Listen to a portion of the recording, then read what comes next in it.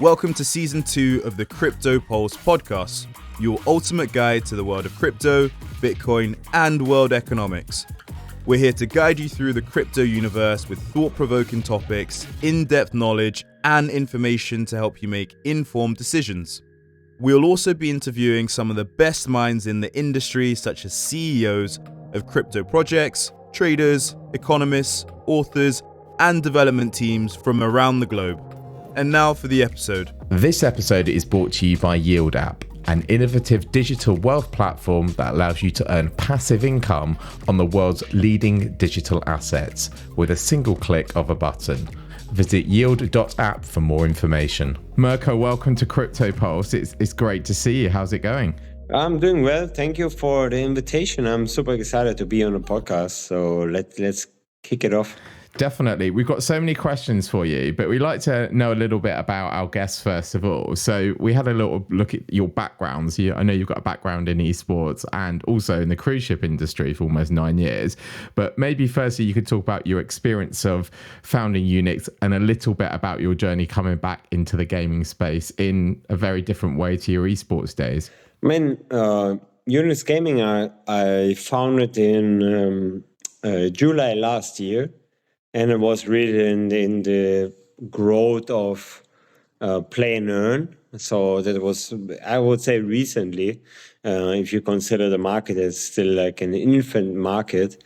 But my background on esport was actually almost 20 years ago when I was playing Counter-Strike on an esport level and also World of Warcraft. So there was actually where I've been always competitive, but that time I was 16, and then you grow up, you need to basically make a living, right? And that time there was no YouTube, there was no Twitch, so and there was definitely no blockchain. No play to earn either, right? No, at all. So it was so hard, the dream was always to, make money with gaming, and it was ever since kind of a passion, sleeping passion on my personal, let's say, achievements. Yeah, I went to, of course, I had to do a regular job, I would say in not tech heavy, but I was starting to work in the cruise industry because it's really performance based, and actually cruise industry is pretty advanced in certain logistic features with the blockchain. So, but yeah, the true passion is from the gaming side of my esport background, and with the breakthrough of Axie Infinity, there was basically also the kickoff for UniX Gaming, when we really went all in actually into play and earn. Gotcha. So for our listeners that don't know much about UniX Gaming, maybe you could explain what the platform is and what the concept is firstly.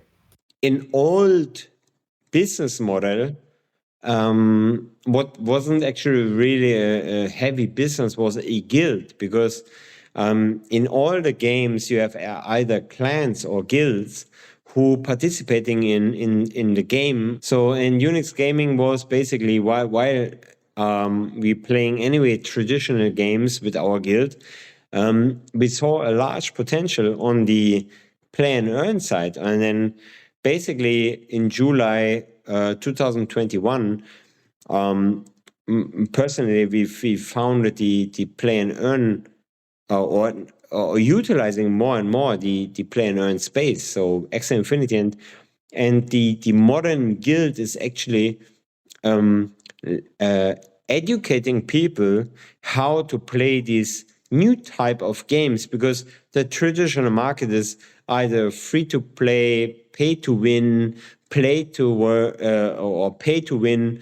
And the concept is basically that we as a guild, we buying in-game assets and lending it to our players who maybe have at least not maybe a high interest in the beginning to play the game, or see the financial background to play that game. So, and we become like a middleman, I would say, between games and the NFTs. And, so you not necessarily need to purchase, let's say, an $800 NFT to play the game. So we give it you for free, and you can play a game in the play and earn metaverse. And we basically just take a small percentage on your revenue, what you generate in the game. Okay. And that's what the definition of a guild is, right? Because for a lot of our listeners, they're familiar with the crypto space and familiar with the NFT space, but maybe not so familiar with the gaming and play to pay model. So how would you define a guild? Again, I think, especially in the play and earn or in the crypto sector, we are like, I think, the first instance where we connect players with the space. Because, in crypto, we had already investors, is it retail, larger investors, and so on. But now we have a totally new type of people in the crypto space, and these are the players. So they are not financially driven, I mean, in a point of investing in a game, but playing a game and having maybe a financial return on it. And it's more about like having fun on the game, but this is the unique feature, and that's why we see a lot of the global players joining the play and earn space by seeing that let's say, for example, Fortnite, all the items you purchase in the game is really literally it's a code, and you cannot transfer it out of the Fortnite network. And with blockchain and NFTs, so first time, while they're doing 450 million on revenue only in the Fortnite network, now you can transfer your in-game items into a blockchain network and having it as an NFT, and it's either maybe generating yield for you, or having a unique feature, or it's just a cosmetic, but it's transferable across multiple blockchains or networks. So, and the guild, I think, is, I would say it's 50-50 kind of education, onboarding people in the new space, from traditional gaming, but also having, of course, a financial background that we basically maximizing yield profits on the NFTs, what we're providing. Okay, gotcha. I kind of want to go back to just because you mentioned that you were playing Counter-Strike. I actually used to play Counter-Strike years ago, and I remember it was like one of the first games. Yeah, I did. It was like one of the first games I think I ever played. But I remember back in the day, I mean, my parents were, they were not pro gaming. It wasn't a career that you could ever take for yourself. You couldn't go down any sort of serious route. And then I think sort of like in the 2000s, you had this kind of wave of esport, and esport blew up, and you could join professional teams, and you could really go for big money. Like some of these teams are winning huge cash prizes.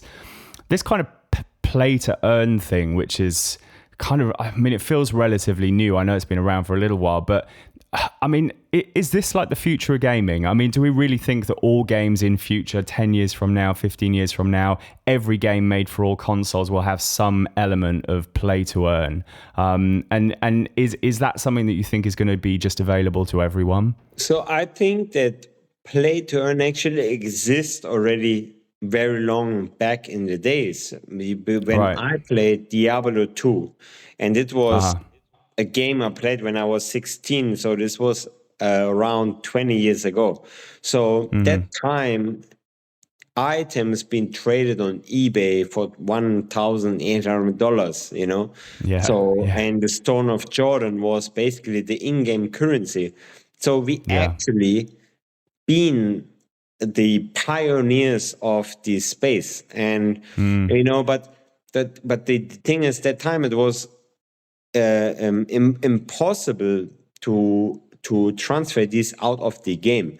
And I think the play and earn revolution, it doesn't matter if it's now a new game developed purely for play to earn, but games what existing, they can transition and offer their goods and tradable items what they have already. They can actually convert it in NFT. So there's a massive opportunity. And if you consider that we have 8 billion people in the world and 3 billion people playing freaking games, so there's a massive opportunity of adoption on the NFT space. And I'm not saying taking only about NFTs, but it's just a natural growth of this space.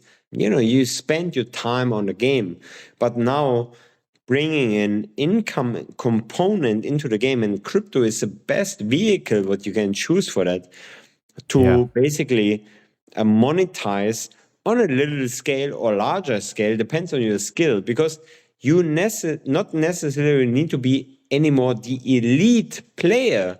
What was been only in the esports sector, you can earn money with gaming. No, now you can actually earn money, even you are just a farmer, or like whatever is your destination you want to go through. So there's DeFi games, there's competitive games, and esports will always be there, but you don't need to be elite anymore. So it's basically open up now really for everybody to maybe make a small income or not on the play and earn era. And I think it's just a natural progression to go in the next stage of that. Ready Player One is actually a good example what could be in maybe 10 years or maybe 8 years. It's more VR, I understand, but the games what we have now, and I think in 2021 there's a huge amount of games coming out with lot potential of being a free-to-play NFT game, where you basically really, if you consider Counter-Strike Marketplace making a 1 billion on transaction in 1 year, and just now you have the possibility to make that in an open marketplace with NFTs, with fair transaction fees for a larger audience. That's the future, and I think there's where we have to go, in my personal opinion. I think that's so interesting, because what it does is it opens up these opportunities for people in developing countries, and countries where people don't necessarily have the opportunity to do the things that we've all done in our lives. And I think that's really cool, because like to earn an extra $100-$200 a month to maybe us is not going to change our lives, but maybe somebody that's in Indonesia or in the Philippines or somewhere like that, it's going to make a huge impact. And I think when we see things like robotics and automation and technology replacing a lot of jobs, do you see that the gaming industry will create more jobs within these gaming platforms and these metaverses? And how do you see that job market and that sort of being paid to play market growing over the next 10 years? If I would follow my mother's advice not to spend too much time in front of a screen, because my eyes would get a square, then I would never be in this position right now. But the thing is that, at the moment we're putting VR goggles and nobody is educating us, that's damaging your eyes, So, I mean, the perceptions are changing, but I think especially, and this is a huge market, if you think about especially Southeast Asia, where a lot of the countries are developing countries, but they might not have a PC power to play maybe the next Cyberpunk or the next GTA 6 or so on, but the mobile section is huge, it's large, and these countries now giving them also opportunities, basically through technology, through Web 3.0, to compete with European countries on a certain level, because there's a door now what we open with the technology that why they are behind is not because of it's from the government decided, but now if we decide what's the educational piece or what is needed to be maybe ahead of others with the internet web 3.0, I think it's a huge gap what we bridge just through gaming. And I'm not we stick to gaming in this podcast, but the educational part is even another big topic. What can be closed, through Web 3.0. Hey everyone, I want to say a big thank you to YieldApp for sponsoring this podcast.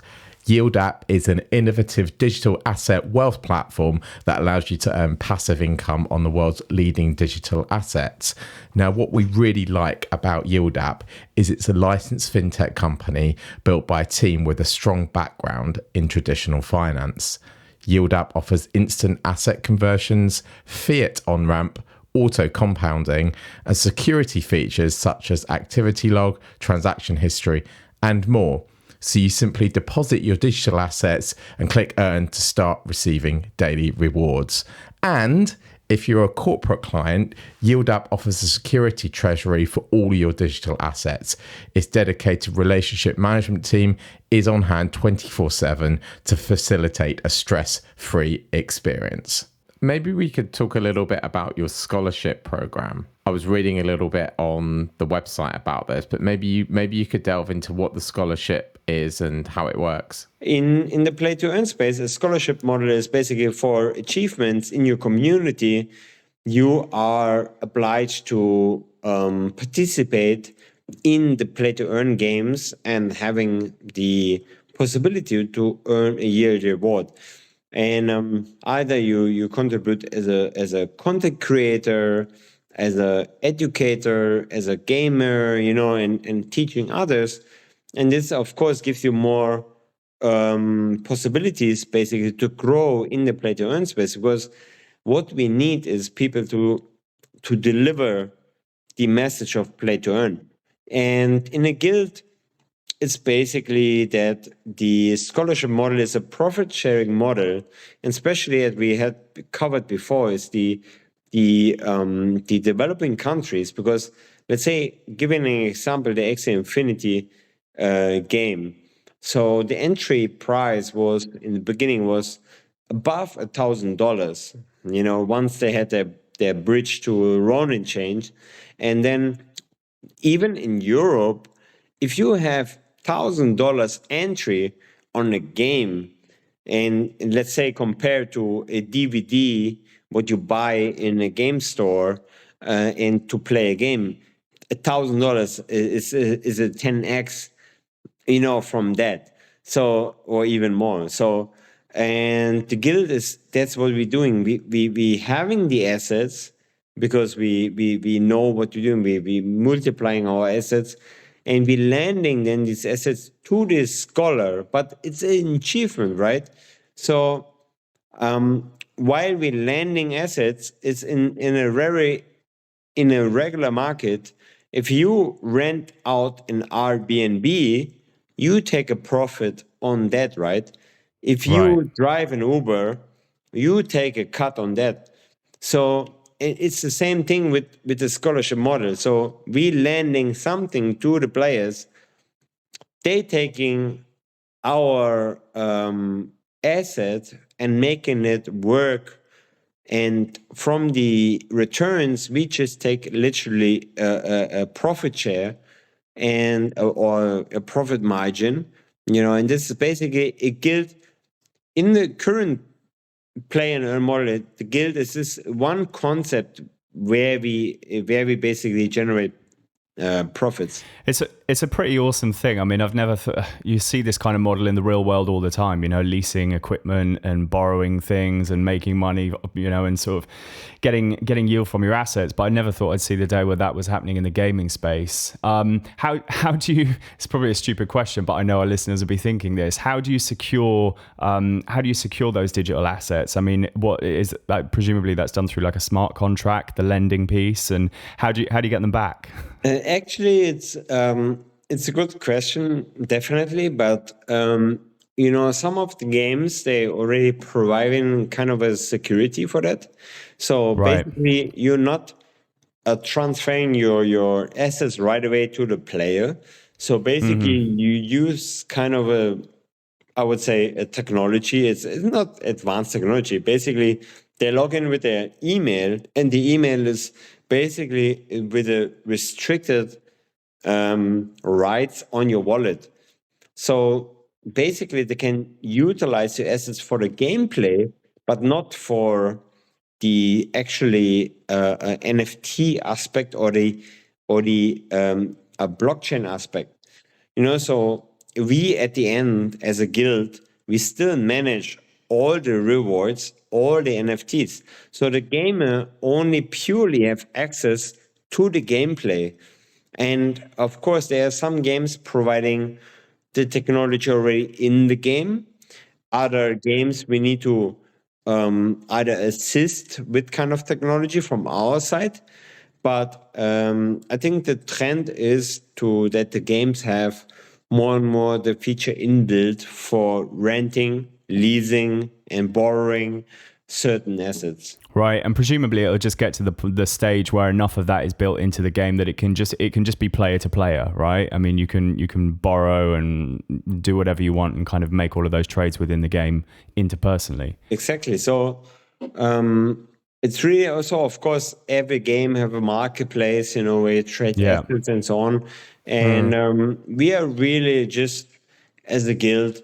We of course we partner with these games, and we tell them, hey, we can bring a large amount of players into the blockchain space, give us a certain, let's say, a white label option, what we can utilize to manage our large player pool, and there are certain ways to track or monetize these assets, and definitely it's a space for improvement because some games they don't do that, some games that do. So there's still a space for improvement or involving and making maybe the open up the space for more play and earner for guilds supporting these games. I have a question for you. So you're busy running this company. Do you still get time to game? And if so, what are some of the best games that you've seen out there? No time to game. My apologies. But we have a YouTube channel running, and head of gaming and head of esports of UniX, they are playing at the moment, for example, bigtime.gg.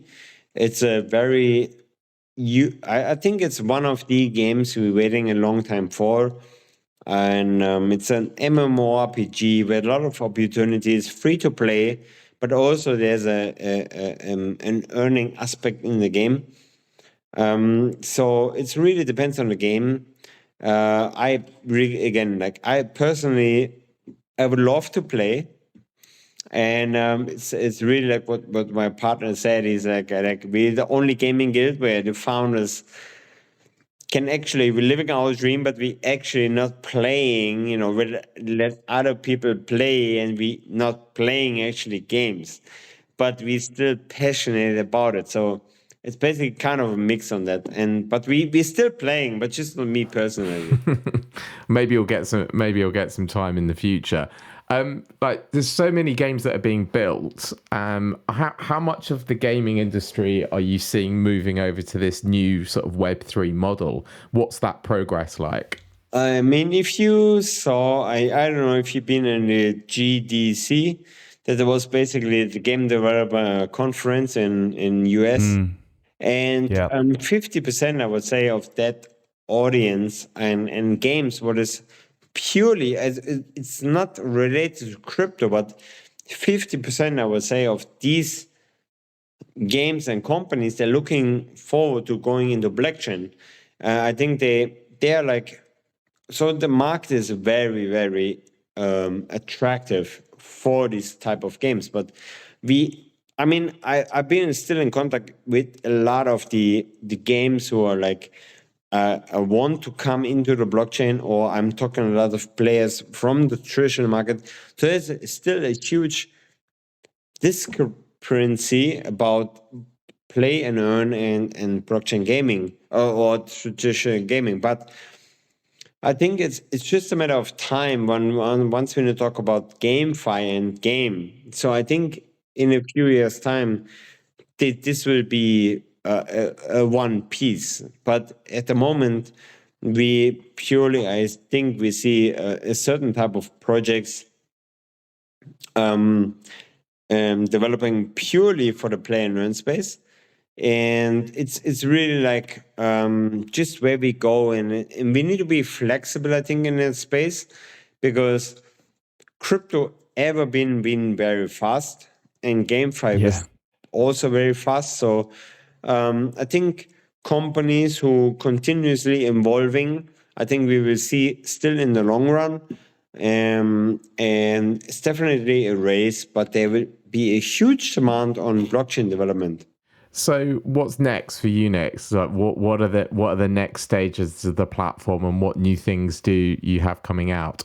I mean, when we saw, for example, Yield Guild, who've been really, I would say, the pioneers in the space, but backed by really top tier VCs, we identify a few issues already. What will be in the long run? Because I think to focus on the market in a short term, okay, it's easy to do, but we want to be there for the long run. So our roadmap ever since July last year was basically to be a launch pad for play to earn games, plus having a marketplace, where people trading their assets, plus also going more into the gaming space through a 3.0 app, what you have really like a social app on your phone. And this is like three components we're working on. The launchpad is actually already developed since 1.5 months, but it's just like, because of the current state of the market, games pushing back their launching date. But it's more like, what is crucial for gaming was ever since was community. And by UniX Gaming, we are the largest Discord community among players. We have 200,000 people on our Discord. Streaming, we have over 27 million on streaming. We started our own YouTube. It's still growing. We have 13,000 on YouTube, and giving basically daily updates on the games what's coming out on the let's say on the crypto side, but also having game reviews. Like what maybe not now is interesting for the mainstream market, but once people more interested into the NFC space, we are there. And having a launchpad, we already what I said, ready. We have 17 games signed up. We have really AAA title on that launchpad, Battlefield-like games, Diablo 2 games. Looks like, it's just like purely blockchain now. And there's certain partners we have on board. So on the launchpad, we have DAO Maker, who are number one launchpad in the space. We have a JV with them on the launchpad side, because we not looking to be super exclusive, but sharing expertise, but also gaming expertise. And this is where we want to highlight us as UniX.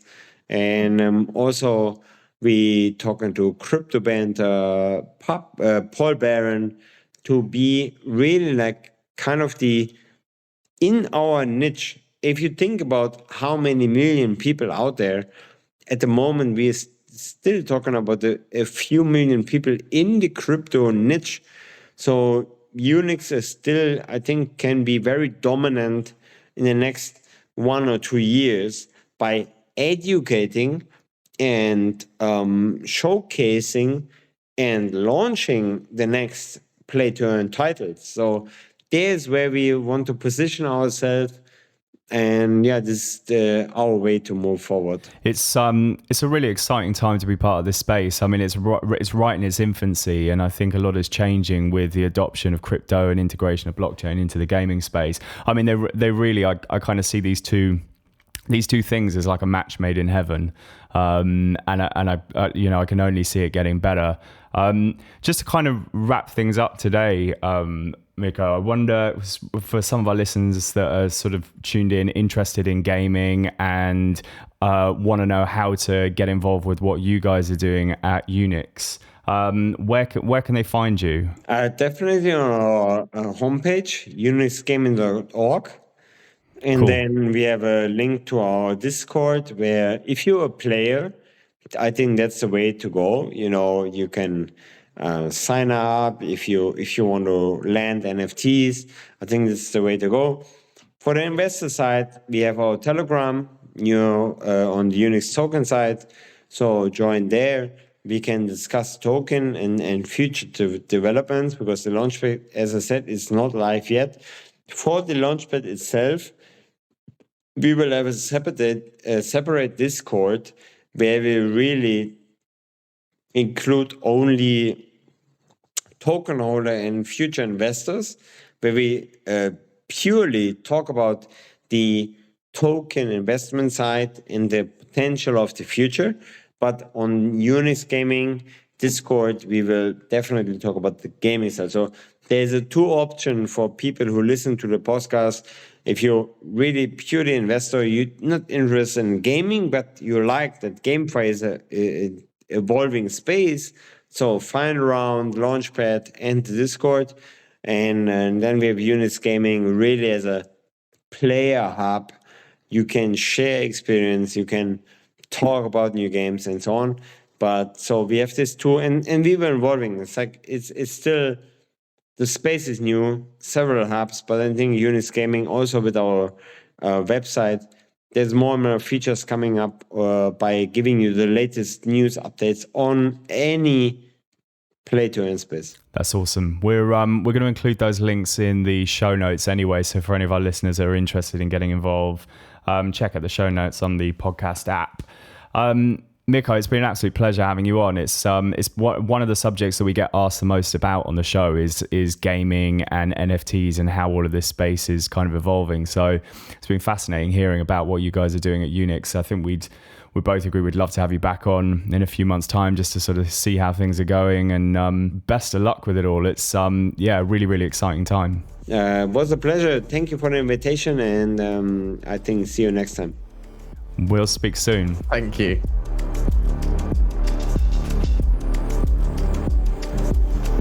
We hope you enjoyed this episode. It would mean the world to us if you could leave a review wherever you're listening. This really does help and allows other people to find us online. You can keep up to date with new releases of the podcast by subscribing and following us on Twitter or Instagram for the latest crypto-related news.